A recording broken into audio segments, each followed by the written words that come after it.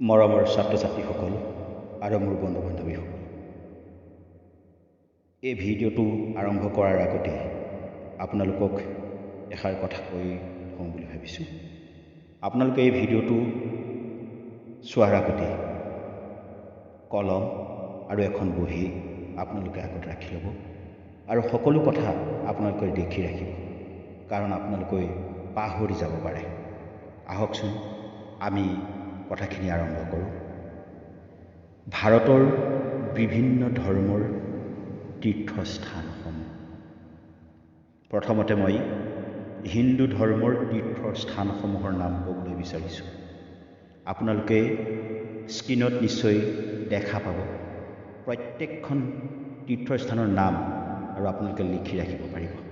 আহক প্ৰথমতে মই আৰম্ভ কৰিছোঁ মথুৰা, বৃন্দাবন, অযোধ্যা, পুষ্কৰ, অমৰনাথ, বদ্ৰীনাথ, কৈলাশ, হৰিদ্বাৰ, প্ৰয়াগ, ত্ৰিবেণী, গয়া, কাশী, মাদুৰা, বৈদ্যনাথ, চন্দ্ৰনাথ, গৌৰীনাথ, দক্ষিণেশ্বৰ, ভুৱনেশ্বৰ, ৰামেশ্বৰ, কামাখ্যা, উমানন্দ, পৰশুৰাম কুণ্ড, অশ্বক্লান্ত, হয়গ্ৰীৱ মাধৱ, বশিষ্ঠাশ্ৰম, বিন্ধ্যাচল, নৱদ্বীপ,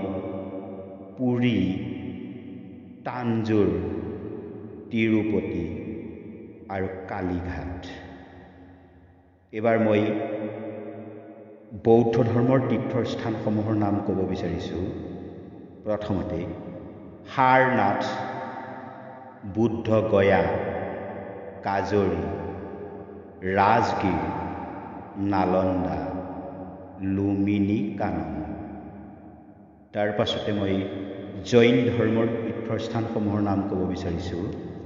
প্ৰথমতে পৰেশনাথ পাহাৰৰ মন্দিৰ, কলিকতাৰ জৈন মন্দিৰ।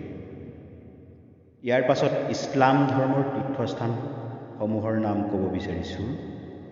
আজমিৰ, দিল্লী আৰু আগ্ৰাৰ জুম্মা মছজিদ, গঞ্জ মুৰ্দাবাদ, পুৱা মক্কা।